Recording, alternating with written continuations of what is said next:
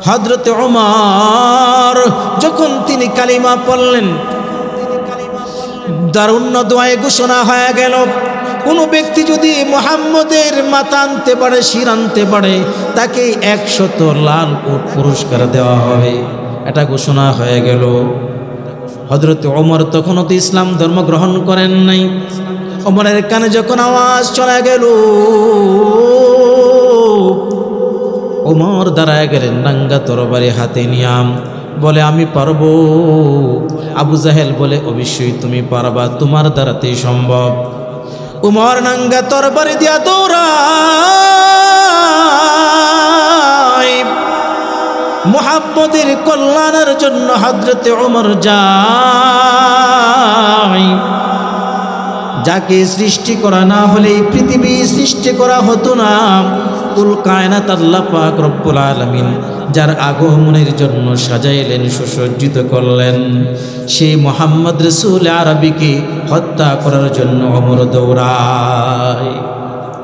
পথের মধ্যে একজন যুবকের সাথে মুলাকাত। বনু জাহারা গোত্রের একজন যুবক ডাক দিয়ে বলে, ওমর নাঙ্গা তরবারি হাতি নিয়া কোথায় যাও রে ওমর? ডাক দিয়া বলে, আমি মুহাম্মদের কল্যাণের জন্য যাই, 100 উট পুরস্কার পাবো। ওই ব্যক্তি ডাক দিয়া বলে, পারবা না, আগে নিজের ঘর সামলাও, গিয়া দেখো তোমার বোন আর তোমার ভগ্নিপতি, তোমার বোন ফাতেমা আর তোমার ভগ্নিপতি সাঈদ কদ সাবা, তোমাদের ধর্ম ছেড়ে মুহাম্মদের ধর্ম গ্রহণ করে কালিমা পড়ে মুসলমান হয়ে গেছে। সুবহানাল্লাহ। তোমার বোন আর ভগ্নিপতিকে আগে সামলাও, পরে মুহাম্মদের কল্যাণের চিন্তা তুমি করো। উমর দৌড়ায় চলে যায়। ঘটনা যদি সত্যি হয়ে থাকে তাহলে আগে আমার বোন ভগ্নিপতির বিচার হবে, এরপরে মুহাম্মদের কাছে যাব। যখন দরজার কিনারায় হাজির, দরজার কিনারায় কতক্ষণ কানটা লাগায়া শুনে ভিতর থেকে আওয়াজ শোনা যায়। হযরতে খাব্বাব রাদিয়াল্লাহু তাআলা আনহু তাদেরকে কোরআনের দর্স দিচ্ছিলেন, কোরআনে কারীমের দর্স দিচ্ছিলেন, পড়াচ্ছিলেন। ঠিক সে অবস্থায় ওমর হাজির হয়ে গেল। দরজায় নক করে ফাতেমা তার বোন আওয়াজ শুনে বুঝতে পারলো তার ভাই ওমর এসে গেছে। সর্বনাশ, তাদের শিক্ষক হযরতে খাব্বাবকে আড়াল করে ফেলল। ঘরের ভিতরে ঢুকে ডাক দিয়া বলে, ওরে বোন, শুনেছি মুহাম্মদের কালিমা নাকি গ্রহণ করেছে। বলে, হ্যাঁ, কেন গ্রহণ করলা? তোমরা কি জানো না আমি ওমর কেমন শক্ত, আমি ওমরের শাস্তি কেমন কঠিন, তোমরা কি জানো না? বলে, হ্যাঁ জানি। এরপরও কেন কালিমা গ্রহণ করলা? বলে, কালিমা গ্রহণ করেছে এই জন্য, কারণ আল্লাহ পাক রব্বুল আলামিন তো আমাদের খালেক, আল্লাহ আমাদেরকে সৃষ্টি করেছেন, এক আল্লাহকে বিশ্বাস স্থাপন করা এটা তো হলো মুমিনের কাজ, এই জন্য কালিমা গ্রহণ করেছি। বলে, ছেড়ে দাও না, কখনো ছাড়তে পারবো না। ওমর তখন তরবারি উল্টা পিঠ দিয়া তার বোনের গায়ে আঘাত শুরু করে দেয়। তার ভগ্নিপতি সাঈদ যখন ফিরাইতে চায়, তার উপরে আঘাত আসে। আঘাত করতে করতে করতে করতে এক পর্যায়ে বোনের শরীর থেকে রক্ত শুরু হয়ে যায়। বোনের শরীর থেকে যখন রক্ত শুরু হয়, ওমর চিন্তা করে, হায়, আমার রক্ত আর আমার বোনের রক্ত তো একই রক্ত, আমি কি করলাম? বোনকে ডাক দিয়া বলে, বোন, এত মারা মারলাম, এরপরও কেন ধর্ম ছাড়ো না? ডাক দিয়া বলে, বোন, কি পেয়েছে এই ধর্মের ভিতরে, কি পেয়েছে কালিমার ভিতরে? শরীর থেকে রক্ত জোরের পর কেন কালিমা ছাড়ো না? বোন ডাক দিয়া বলে, ভাই, তুমি আমাকে মারতে মারতে শেষ করে দিতে পারো, বিন্দু পরিমাণ নিঃশ্বাস যতক্ষণ থাকবে ততক্ষণ পর্যন্ত আমি ইমানের কালিমা ছেড়ে দিতে পারি না। আল্লাহু আকবার। হযরত ওমরের দিলটা আবার গলে গেল। বোনের রক্ত যখন কোনো ভাই দেখে, ভাইয়ের কখনো মাথা ঠিক থাকতে পারে না। ডাক দিয়া বলে, বন্ধুরে শুনছিলাম কি জানি তেলাওয়াত করতেছিলে, কি জানি পড়তেছিলে রে বোন, একটু আমাকে দেখা। বোন ডাক দিয়া বলে, না না, তোমাকে দেখানো যাবে না, এটা পবিত্র জিনিস, তুমি তো নাপাক, তুমি গোসল করে এসো, পবিত্র হয়ে আসো, এরপরে তোমার হাতে দেওয়া হবে। উমর গোসল করে আসে, পবিত্র হয়ে আসে, এরপর উমরের হাতে কোরআনে কারিমের এই আয়াতগুলো দেওয়া হলো, আয়াতের টুকরা দেওয়া হলো। উমর তো আরবি ভাষা সম্পর্কে ভালো জানে। যখন আয়াতগুলো নিজে তেলাওয়াত করতেছে, হযরত ওমরের চোখ বেয়ে পানির ফোঁটাগুলো পড়তেছে। বোনকে ডাক দেয়া বলে, রে বোন, এটা কোনো মানুষের বানানো কিতাব হতে পারে না, এটা কবির কোনো কবিতা হতে পারে না, জলদি করে মুহাম্মদের কাছে আমাকে নিয়ে যাও। হযরত ওমর এবার নাঙ্গা তরবারি হাতে নিয়া বিশ্ব নবীর দরবারে দৌড়ায়। আল্লাহর পয়গম্বর সাহাবে কেরামদেরকে দর্শ দিতেন। দর্শ যখন দিচ্ছিলেন তখন কিছু সাহাবী লক্ষ্য করলেন হযরত ওমরের গতিবিধি, তরবারি হাতে নিয়ে আসতেছে। ডাক দিয়া বলেন, নবী গো, ওমরের অবস্থা ভালো না, দরজাটা বন্ধ করে দিই, হুকুম দেন, আসার সাথে সাথে ওমরকে শেষ করে দেব। নবীজি বললেন, না, দরজাটা ওপেন করে দাও, ওমরকে আসতে যাও, কারণ তোমরা যা জানো, তোমরা জানো না আমি নবী যা জানি। তোমাদের জানা আর আমার নবীর জানা এক না। ওমরকে অপন করে দাও, আমার কাছে আসতে দাও। হযরত ওমর নবীর দরবারে আসলেন, তরবারিটা নবীজির পা মোবারকের কাছে রাখলেন। নবীজি হযরত ওমরের কাঁধে হাত দিয়া ডাক দিয়া বলেন, আরে ওমর, এখনো বুঝি সত্যটা বোঝার সময় হয় না রে ওমর। হে ওমর, এখনো বুঝি আসল দিন কোনটা, ধর্ম কোনটা বোঝার সময় বুঝি তোর হয় নাই। হযরত ওমর ডাক দিয়া বলে, নবী গো, আমি বুঝতে পেরেছি আপনি সত্য নবী, আপনার ধর্ম সত্য। এই মুহূর্তে আমাকে পড়াইয়া দেন লা ইলাহা ইল্লাল্লাহু মুহাম্মাদুর রাসূলুল্লাহ। হে খোদা দয়াময় রব্বুল আলামিন, জীবনী মরণী ভয় কি হবে সেই দিন। হে খোদা, হে খোদা দয়াময় রব্বুল আলামিন,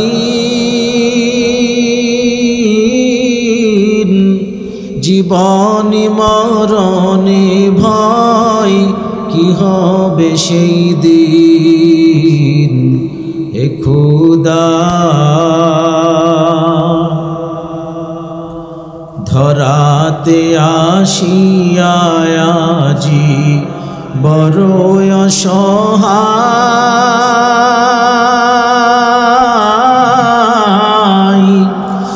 ইহকালের মায়া জালে অন্ধ যে সবাই। ধরাতে আসিয়াজি বড় অসহায়, ইহকালের মায়া জালে অন্ধ যে সবাই। দাও হিদায়াত মুক্তি দাতা, দাও হিদায়াত মুক্তি দাতা, গফুরুর রহিম। জীবনী মরণী ভাই কি হবে সেই দিন। হে খোদা, হে খোদা দয়াময় রব্বুল আলামিন। জীবনে মরণে ভাই কি হবে সেই দিন, এ খোদা। আল্লাহকে ভয় করো। যারা আল্লাহকে ভয় করে আল্লাহ পাক রব্বুল আলামিন তাদের ব্যাপারে বলেন সূরা নাজিয়াতের 40 এবং 41 নম্বর আয়াতে আল্লাহ পাক রব্বুল আলামিন বলেন, ওয়া আম্মা মান খাফা মাকাম রাব্বিহ ওয়া নাহান নাফসা আনিল হাওয়া। যারা আল্লাহর সামনে দাঁড়ানোকে ভয় পায় আর যারা নফসের প্রবৃত্তির অনুসরণ যারা না করে আল্লাহ পাক রব্বুল আলামিন তাদের ব্যাপারে বলছেন ফা ইন্নাল জান্নাতা হিয়াল মাওয়া। যারা আল্লাহর সামনে দাঁড়ানোকে ভয় পায়, নিজের নফসকে পরিশুদ্ধ করে, আল্লাহ পাক রব্বুল আলামিন তাদের জন্য রেখেছেন জান্নাত। তাহলে আমরা যদি জান্নাতে যাইতে চাই ভয় করতে হবে কাকে?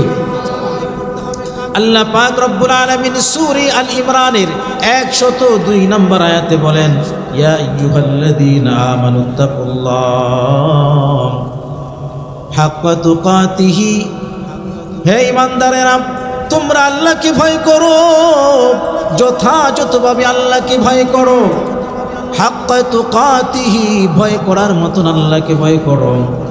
ওয়ালা তামুতুন্না ইল্লা ওয়া আনতুম মুসলিমুন, আর পরিপূর্ণ মুমিন না হইয়া কবরে যেও না। তাহলে আমরা ভয় করব কাকে? আল্লাহ পাক রব্বুল আলামিনকে যদি ভয় করি, আল্লাহ পাক রব্বুল আলামিন আমাদেরকে কি দান করবেন?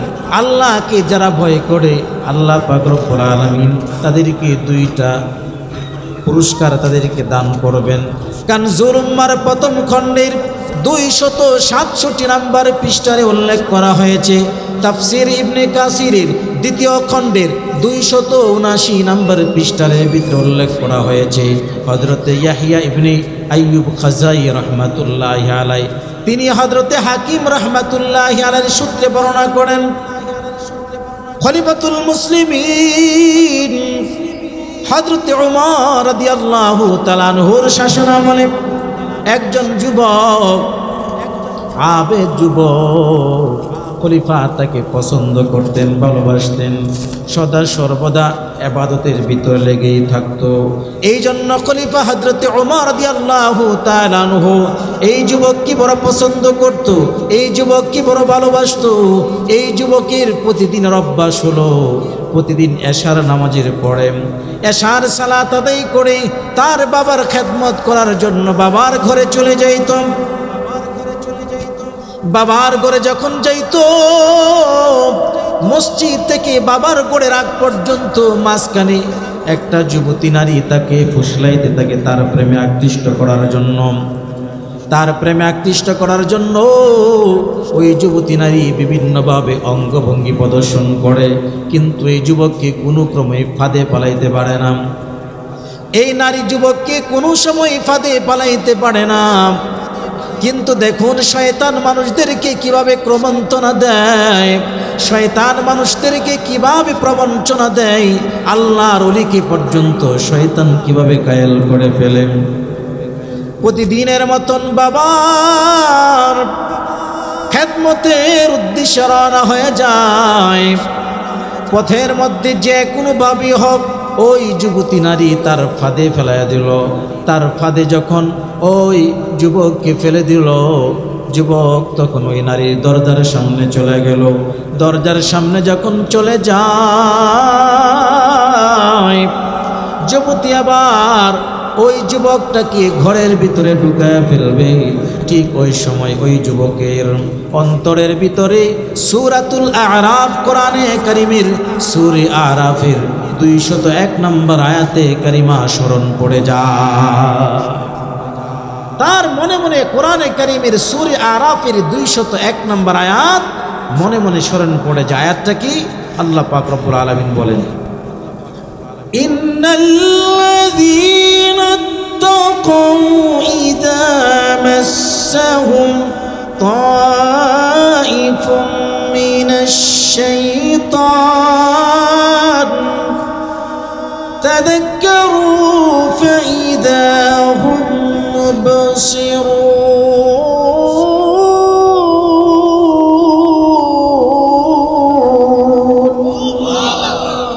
কোরআনে কারীমের এই আয়াত যখন স্মরণ পড়ে যায় যুবক সাথে সাথে ওই যুবতী নারীর দরজার সামনে বেহুশ হয়ে পড়ে যায়। সুবহানাল্লাহ।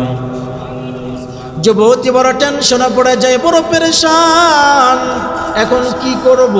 তার সাথে যে কাজের মেয়ে ছিল তাকে সহ কিছু মতে টেনে হেসড়ে তার বাবার দরজার সামনে রেখে দরজায় নক করে দ্রুত ওই যুবতী নারী চলে আসলো। বাবা দরজাটা খুলে দেখে তার সন্তানটা বেহুশ হয়ে দরজার সামনে পড়ে আছে। কোনো মতে ঘরের ভিতরে ঢুকাইল। অনেকক্ষণ পরে যখন তার হুশ আসলো, বাবা ডাক দিয়ালে বলে, রে সন্তান, কি হয়েছে তোমার, কেন তুমি বেহুশ হয়ে গেলাম? সমস্ত ঘটনা খুলে বলল। ও বাবা, ওই যুবতী নারী আমাকে প্রবঞ্চনা দিয়া তার দরজা পর্যন্ত নিয়ে যায়। যখন কোরআনে কারীমের সূরা আরাফের 201 নম্বর আয়াতে কারিমা স্মরণ পড়ে যায় তখন আমি বেহুশ হয়ে যাই, আর কিছুই বলতে পারবো না। বাবা ডাক দিয়া বলে, আয়াতটা আমাকে শোনাও, যে আয়াত পড়ার কারণে আল্লাহ পাক রব্বুল আলামিন এমন গুনাহ থেকে তোমাকে হেফাজত করেন। আল্লাহ পাক রব্বুল আলামিন বলেন, ইন্নাল্লাযীনা তাকাউ ইযা মাসসাহুম তাইফুম মিনাশ শাইতান তাযাক্কারু ফাইযা হুম মুবসিরুন।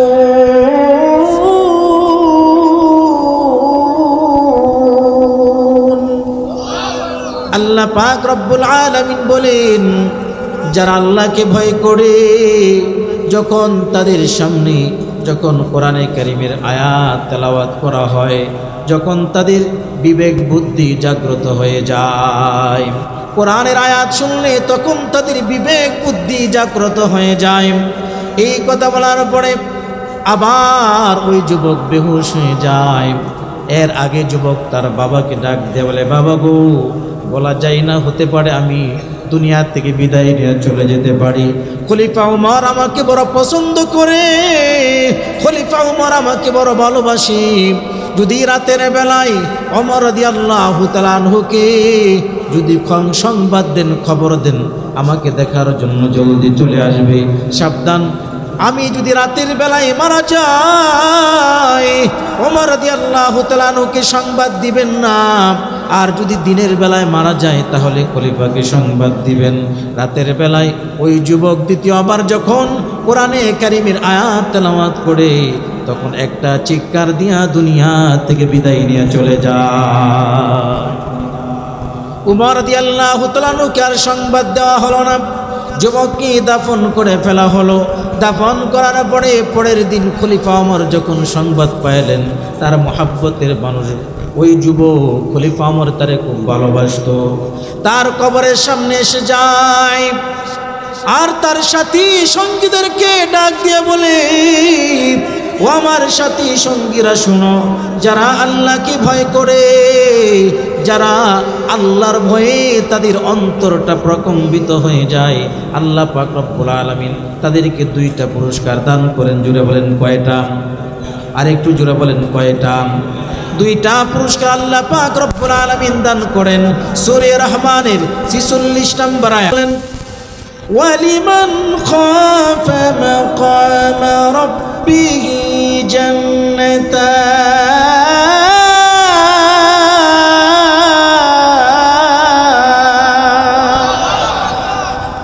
আল্লাহ পাক রব্বুল আলামিন বলেন, যারা আল্লাহকে ভয় করে আল্লাহ পাক রব্বুল আলামিন তাদেরকে 2টা জান্নাতের মালিক বানায় দেন। সুবহানাল্লাহ।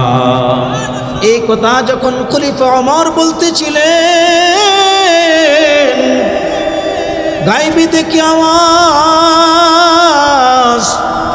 খলিফা ওমর শুনেন। যুবক ডাক দিয়া বলে, ও খলিফা, আল্লাহর কসম সূরা রহমানের 46 নম্বর আয়াতে, সূরা রহমানের 46 নম্বর আয়াতে যেই দুইটা সুসংবাদের কথা বলা হলো, দুইটা জান্নাতের কথা বলা হলো, আল্লাহ পাক রব্বুল আলামিন আমাকে দুইটা জান্নাতের মালিক বানিয়ে দিয়েছেন। আল্লাহু আকবার।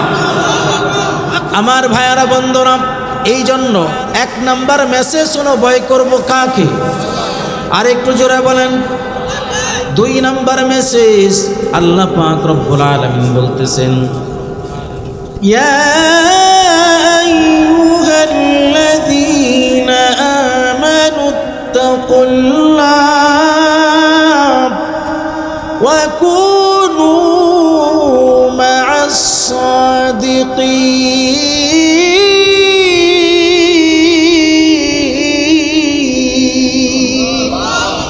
আল্লাহ পাক রব্বুল আলামিন বলেন, তোমরা আমি আল্লাহকে ভয় করো। আর 2 নম্বর হলো নেককারদের সাথী সঙ্গী হয়ে যাও। ভালো মানুষের সাথে চললে ভালো হওয়া যায়, গাঞ্জাখোরের সাথে চললে কি ভালো হওয়া যায়? যারা বলেন, যারা গাঞ্জাখোরের সাথে চলে তারা একসময় গাঞ্জাখোর হয়, আর যারা আল্লাহর ওলিদের সাথে চলে তারা এক পর্যায়ে আল্লাহর ওলি হয়ে যায়। সুবহানাল্লাহ। আমার ভাইয়ারা বন্ধুরা, এই জন্য নেককারদের সোহবতে আমাদেরকে যাইতে হবে। নেককারদের সোহবত যদি আমরা অর্জন করতে পারি, আল্লাহর ওলিদের সোহবত যদি আমরা অর্জন করতে পারি, আল্লাহ পাক রব্বুল আলামিন এই দুনিয়াতেও আমাদের শান্তির ফয়সালা করে দিবেন, পরকালেও আল্লাহ পাক আমাদের জন্য শান্তির ফয়সালা করে দিবেন। আল্লাহর পয়গম্বর দেখেন, সোহবতের কারণে মানুষ কেমন দামি হয়। আল্লাহর পয়গম্বর বিশ্বনবী মহানবী রাসূল আরবি সাল্লাল্লাহু আলাইহি ওয়াসাল্লাম যখন মক্কার অবস্থাটা এমন হয়ে গেল, মাত্র কয়েকজন মুসলমানদের উপরে অত্যাচার শুরু হয়ে গেল, নির্যাতন শুরু হয়ে গেল। হযরতে বেলালকে গলার সাথে দড়ি লাগাইয়া টেনে হেসড়ে বারবার বেহুশ করে দেয়, জিহ্বার মধ্যে প্যারাগ লাগাইয়া দেয়। হযরতে খাব্বাব রাদিয়াল্লাহু তাআলা আনহুকে তার শরীরের কাপড়গুলো খুলে উত্তপ্ত আঙ্গারগুলো উপরে তাকে শোয়াইয়া বুকের উপরে পাথর দিয়া চাপা ধরে। ওই পাথরের চাপার কারণে নিচ থেকে আগুনগুলোর দ্বারাতে হযরতে খাব্বাব রাদিয়াল্লাহু তাআলা আনহুর শরীরের গোশত পড়ে, তার শরীর থেকে গোশতগুলো গলে গলে গলে গলে পড়ে যায়। এমন অবস্থা যখন শুরু হয়ে গেল, আল্লাহর পয়গম্বর বিশ্বনবী মহানবী রাসূল আরবি সাল্লাল্লাহু আলাইহি ওয়াসাল্লাম আল্লাহর কাছে দোয়া করলেন, আল্লাহুম্মা আ'iজ্জিল ইসলাম বিউমারাইন। ওগো আল্লাহ, 2টা ওমরের কোন একটা ওমরকে ইসলাম ধর্মে দিয়ে আপনি ইসলামের শক্তিকে বৃদ্ধি করে দেন। সুবহানাল্লাহ। 2 জন ওমর, একজন হলো আবু জাহিল্লা, একজন হলো ওমর ইবনুল হিশাম, আর একজন হলো ওমর ইবনুল খাত্তাব। আল্লাহর নবীজি দোয়া করলেন, এই দোয়াটা আবু জাহেলের ব্যাপারে কবুল হয় নাই, ওমর ইবনুল খাত্তাবের ব্যাপারে কবুল হয়ে গেল। সুবহানাল্লাহ। এই হলো প্রথম সাহাবত দোয়া। বুজুর্গানে দিন যখন কারো ব্যাপারে দোয়া করে, এটা হলো নেটওয়ার্ক। বুজুর্গানে দিন যদি আল্লাহর কাছে হাত তুলে দোয়া করে, আল্লাহ এই যুবকটাকে আপনি কবুল করে নেন, কারণ বুজুর্গদের দোয়া আল্লাহ কখনো ফিরত দেন না। ঠিক না বেঠিক? বাংলাদেশের একজন পীর ছিলেন, তার নাম হলো হাসানুদ্দিন রহমাতুল্লাহ আলাইহি। মোকামিয়া দরবার শরীফের যিনি পীর, তিনি হাত তুলে দোয়া করতে দেরি, দোয়া কবুল হতে দেরি না। তাকে মুস্তাজাবুদ দাওয়া বলা হতো। বলেন তো, তিনি যদি কারো ব্যাপারে দোয়া করে, দোয়া কবুল না হওয়ার কোনো সম্ভাবনা আছে? আল্লাহ দোয়া কবুল করে নেন। নবীজি স্বয়ং 2 ওমরের, 1 ওমরের জন্য আল্লাহর কাছে দোয়া করলেন, ওমর ইবনুল খাত্তাবের ব্যাপারে দোয়া কবুল হয়ে যায়, তার ভিতরে আসর শুরু হয়ে যায়। নবীজি একবার নামাজের ভিতরে তেলাওয়াত করছিলেন, ওমর তখনও পর্যন্ত ইসলাম ধর্ম গ্রহণ করে নাই, কারণ বেঈমানের দল নবীজি যখন নামাজে তেলাওয়াত করতেন, চুপে চুপে বেঈমানের দল নবীর কণ্ঠ থেকে কোরআনের তেলাওয়াত শুনত। ওমর নবীজির পিছনে পিছনে, নবীজি তেলাওয়াত করতেছে, ওমর পিছন দিক থেকে নবীজির তেলাওয়াতগুলো শুনে আর বলে, মুহাম্মদ এত সুন্দর করে বানাইয়া বানাইয়া কথা বলে, কত সুন্দরভাবে মিলাইয়া কথা বলে। ওয়াশ-শামসি ওয়া দুহাহা ওয়াল কমারি ইদা তালাহা ওয়ান নাহারি ইদা জাল্লাহা ওয়াল লাইলি ইদা ইয়াগশাহা, কত সুন্দরভাবে, কত ছন্দ মিল। তার মানে হলো মুহাম্মদ মনে হয় কবি হয়ে গেছে। নাউজুবিল্লাহ বলেন। আচ্ছা বলেন, এটা কি ওমর জবান দেয়া বলতেছে আর মনে মনে বলতেছে? মনে মনে বলতেছে। মুহাম্মদ এত সুন্দর সুন্দর কথা বলে, মনে হয় মুহাম্মদ কি হয়ে গেছে? কবি হয়ে গেছে। এটা মনে মনে বলতেছে। যখন মনে মনে বলে মুহাম্মদ মনে হয় কবি হয়ে গেছে, সূরা হাক্কা এই আয়াতগুলো হযরতে ওমরের ভিতরে দিলের ভিতরে প্রভাব সৃষ্টি করে। তখন সাথে সাথে আল্লাহর পয়গম্বর নামাজের ভিতরে তেলাওয়াত করতেছিলেন, ইন্নাহু লাকাউলু রাসূলিন কারীম।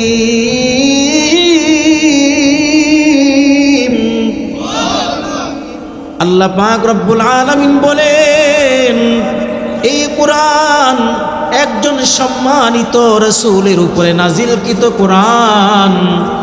আল্লাহ পাক রব্বুল আলামিন বলেন, ওয়া মা হুয়া বিকাউলি শাইরিন ক্বালিলাম মা তুমিনুন।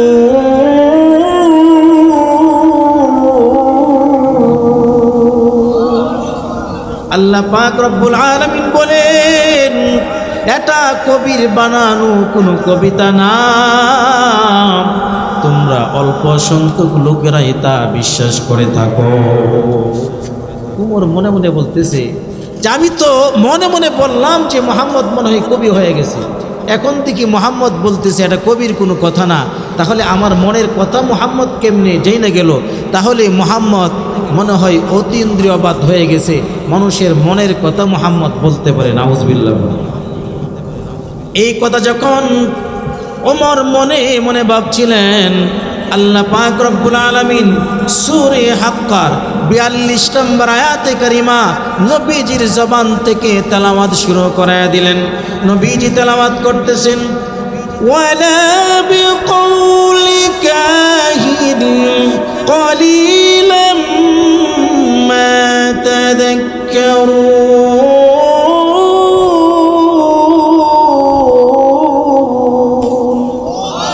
আল্লাহ পাক রব্বুল আলামিন বলেন, এটা কোনো অতীন্দ্রিয়বাদের কথা না, বরং তোমরা অল্প সংখ্যক লোকেরাই তা অনুধাবন করে থাকো। উমর মনে মনে ভাবরে, উমর মনে মনে ভাবে, হায় রে, এটা কোনো কবির কথাও না, এটা কোনো গণকের কথাও না, তাহলে এটা কি জিনিস? উমরের সোয়ালে মুকদ্দারের জবাব আল্লাহর নবীর জবান থেকে আল্লাহ পাক রব্বুল আলামিন বের করে দিলেন, এটা কবির কোনো কথাও না, গণকের কোনো কথাও না। আল্লাহ পাক রব্বুল আলামিন বলেন, তানজিলুম মির রাব্বিল আলামিন।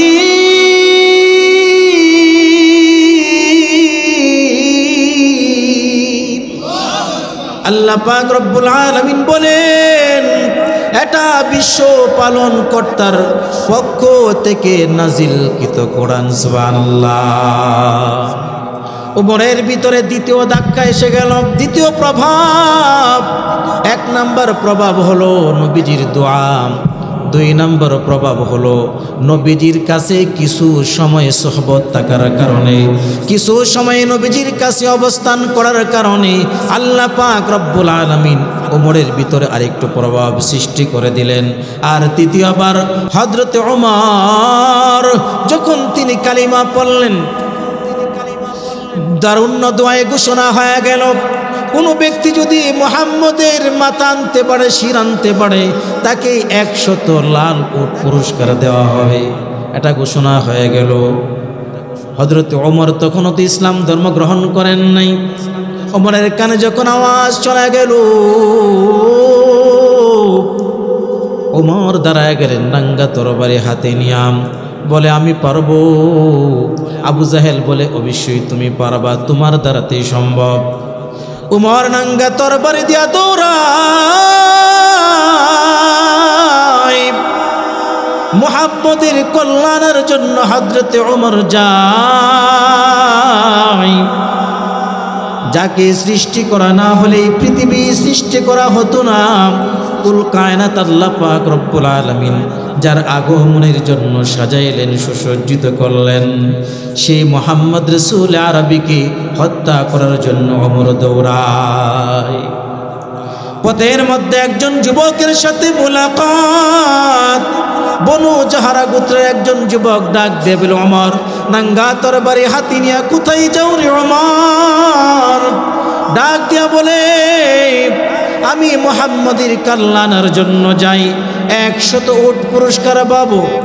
ওই ব্যক্তি ডাক দিয়া বলে, পারবা না, আগে নিজের ঘর সামলাও, গিয়া দেখো তোমার বোন আর তোমার ভগ্নিপতি, তোমার বোন ফাতেমা আর তোমার ভগ্নিপতি সাঈদ কদ সাবা, তোমাদের ধর্ম ছেড়ে মুহাম্মদের ধর্ম গ্রহণ করে কালিমা পড়ে মুসলমান হয়ে গেছে। সুবহানাল্লাহ। তোমার বোন আর ভগ্নিপতিকে আগে সামলাও, পরে মুহাম্মদের কল্যাণের চিন্তা তুমি করো। উমর দৌড়ায় চলে যায়। ঘটনা যদি সত্যি হয়ে থাকে তাহলে আগে আমার বোন ভগ্নিপতির বিচার হবে, এরপরে মুহাম্মদের কাছে যাব। যখন দরজার কিনারায় হাজির, দরজার কিনারায় কতক্ষণ কানটা লাগায়া শুনে ভিতর থেকে আওয়াজ শোনা যায়। হযরতে খাব্বাব রাদিয়াল্লাহু তাআলা আনহু তাদেরকে কোরআনের দর্স দিচ্ছিলেন, কোরআনে কারিমের দর্স দিচ্ছিলেন, পড়াচ্ছিলেন। ঠিক সে অবস্থায় ওমর হাজির হয়ে গেল। দরজায় নক করে ফাতেমা তার বোন আওয়াজ শুনে বুঝতে পারলো তার ভাই ওমর এসে গেছে। সর্বনাশ, তাদের শিক্ষক হযরতে খাব্বাবকে আড়াল করে ফেলল। ঘরের ভিতরে ঢুকে ডাক দিয়া বলে, ওরে বোন, শুনেছি মুহাম্মদের কালিমা নাকি গ্রহণ করেছে। বলে, হ্যাঁ, কেন গ্রহণ করলা? তোমরা কি জানো না আমি ওমর কেমন শক্ত, আমি ওমরের শাস্তি কেমন কঠিন, তোমরা কি জানো না? বলে, হ্যাঁ জানি। এরপরও কেন কালিমা গ্রহণ করলা? বলে, কালিমা গ্রহণ করেছে এই জন্য, কারণ আল্লাহ পাক রব্বুল আলামিন তো আমাদের খালেক, আল্লাহ আমাদেরকে সৃষ্টি করেছেন, এক আল্লাহকে বিশ্বাস স্থাপন করা এটা তো হলো মুমিনের কাজ, এই জন্য কালিমা গ্রহণ করেছি। বলে, ছেড়ে দাও না, কখনো ছাড়তে পারবো না। ওমর তখন তরবারি উল্টা পিঠ দিয়া তার বোনের গায়ে আঘাত শুরু করে দেয়। তার ভগ্নিপতি সাঈদ যখন ফিরাইতে চায় তার উপরে আঘাত আসে। আঘাত করতে করতে করতে করতে এক পর্যায়ে বোনের শরীর থেকে রক্ত শুরু হয়ে যায়।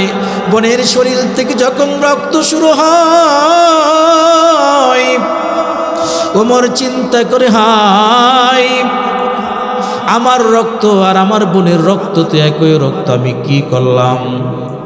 বোনকে ডাক দিয়া বলে, বোন, এত মারা মারলাম, এরপরও কেন ধর্ম ছাড়ো না? ডাক দিয়া বলে, বোন, কি পেয়েছে এই ধর্মের ভিতরে, কি পেয়েছে কালিমার ভিতরে? শরীর থেকে রক্ত জোরের পর কেন কালিমা ছাড়ো না? বোন ডাক দিয়া বলে, ভাই, তুমি আমাকে মারতে মারতে শেষ করে দিতে পারো, বিন্দু পরিমাণ নিঃশ্বাস যতক্ষণ থাকবে ততক্ষণ পর্যন্ত আমি ইমানের কালিমা ছেড়ে দিতে পারি না। আল্লাহু আকবার। হযরত ওমরের দিলটা আবার গলে গেল। বোনের রক্ত যখন কোনো ভাই দেখে, ভাইয়ের কখনো মাথা ঠিক থাকতে পারে না। ডাক দিয়া বলে, বন্ধুরে, শুনছিলাম কি জানি তেলাওয়াত করতেছিলে, কি জানি পড়তেছিলে রে বোন, একটু আমাকে দেখা।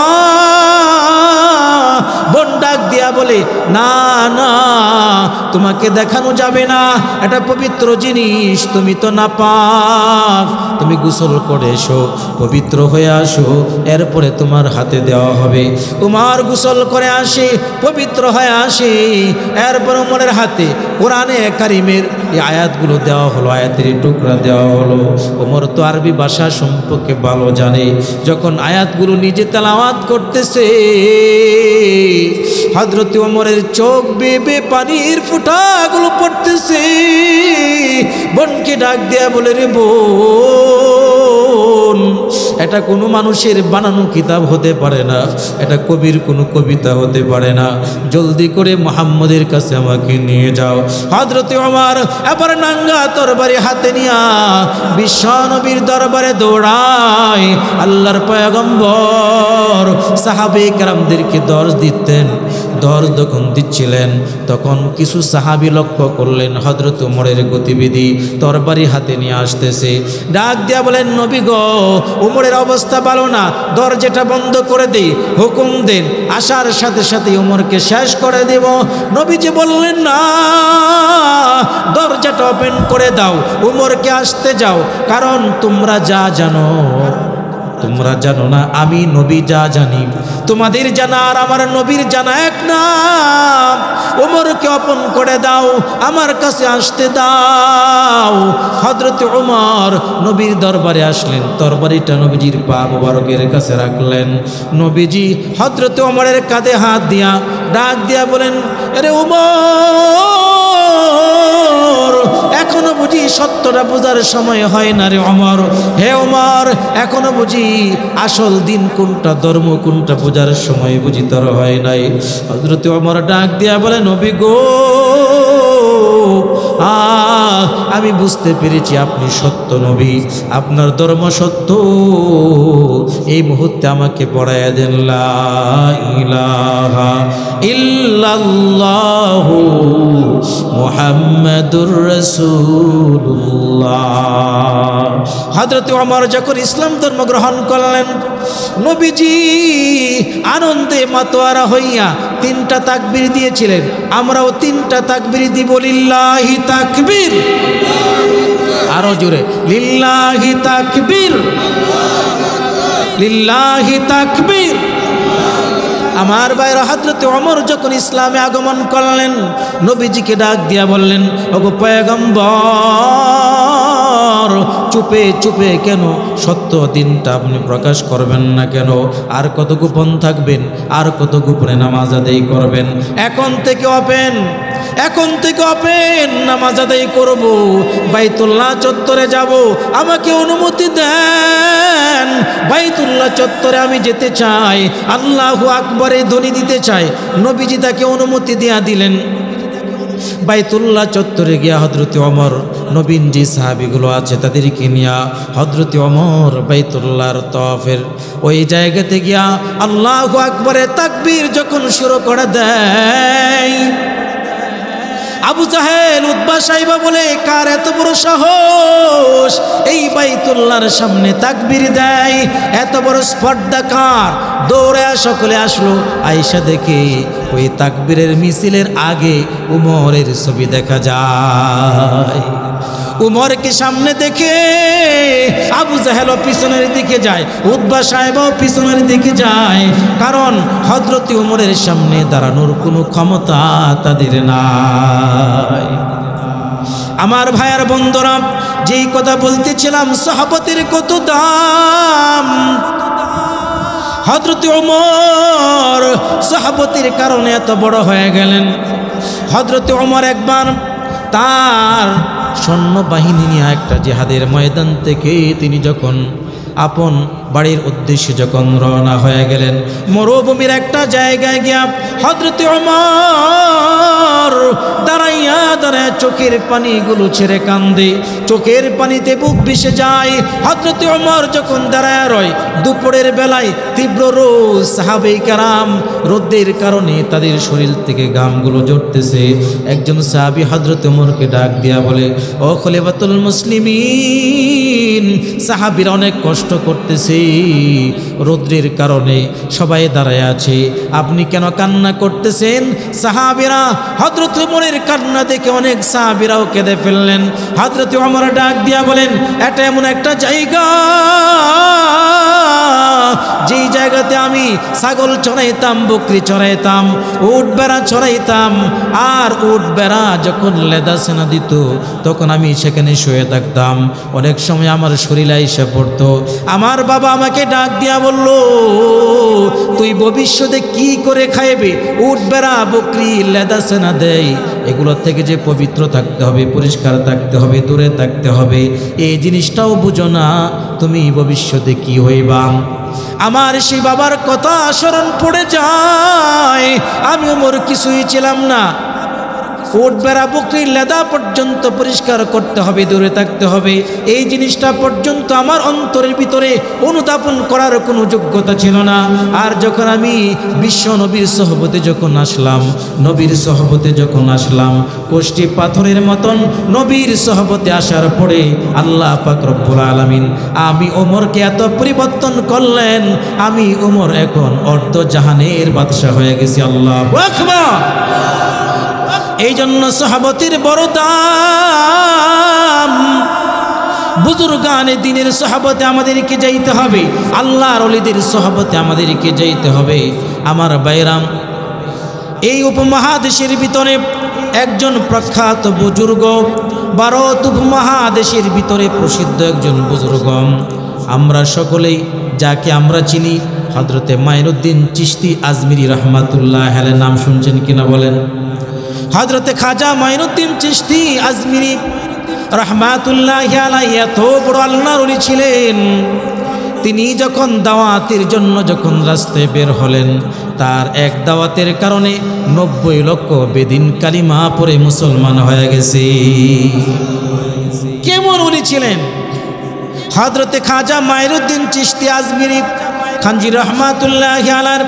তার পীর যিনি ছিলেন, তিনি কত বড় পীর হতে পারেন? হযরতে উসমান হারুনি রহমাতুল্লাহি আলাইহি, তিনি কত বড় বুজুর্গ ছিলেন। হযরতে উসমান হারুনি রহমাতুল্লাহি আলাইহির সহবতে যখন খাজা মঈনুদ্দিন চিশতি আজমিরি রহমাতুল্লাহি আসলেন, দীর্ঘ 15 বছর পর্যন্ত, 20 বছর পর্যন্ত তার সহবতে ছিলেন।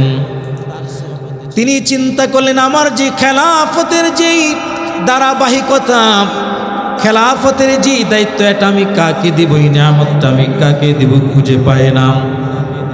পরীক্ষা করার জন্য তিনি তার মুরিদানকে ডাক দিয়া বলেন, এশার নামাজের পরে উসমান হারুনি রহমাতুল্লাহি আলাইহি তার মুরিদদেরকে ডাক দিয়া বলেন, আজকে যারা এশার নামাজ আদায় করেছেন, ফজরের নামাজ যারা আদায় করবে, আল্লাহ পাক রব্বুল আলামিন তাদেরকে জান্নাতের মেহমান বানায়া দিবে।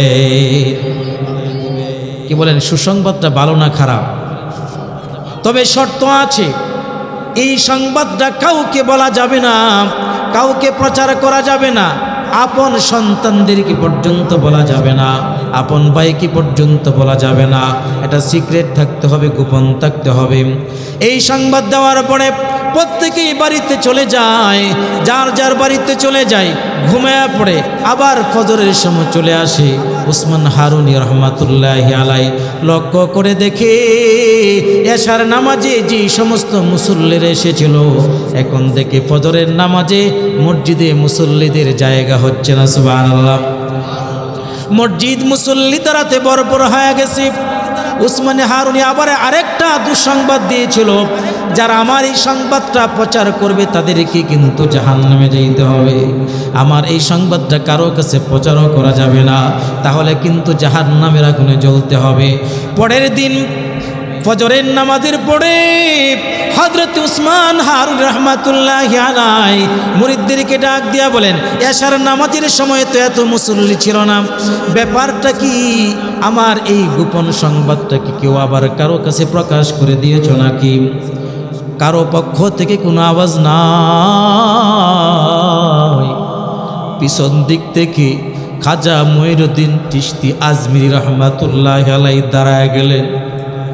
দাঁড়ায় ডাক দিয়া বলেন, হুজুর,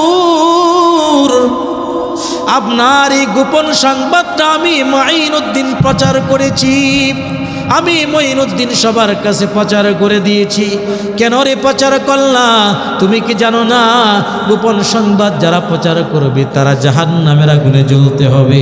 খাজা মঈনুদ্দিন চিশতি আজমিরি খানজিরি রাহমাতুল্লাহি আলাইহি ডাক দিয়া বলে, হুজুর হ্যাঁ আমি এটাও জানি সংবাদ যে প্রচার করবে সে জাহান্নামের আগুনে জ্বলতে হবে, কিন্তু আমি অনেক চিন্তা ভাবনা করে দেখেছি আমি যদি এই সংবাদটা প্রচার করি আমি একা মুঈনুদ্দিন জাহান্নামের আগুনে জ্বলবো, কিন্তু এই সংবাদটা প্রচার করার কারণে আমার এলাকার যারা আছে, যারা আল্লাহ পাকের ওলি, যারা বুজুর্গ যারা, তাদের সুসংবাদ আল্লাহ পাক রব্বুল আলামিন জানায় দেন।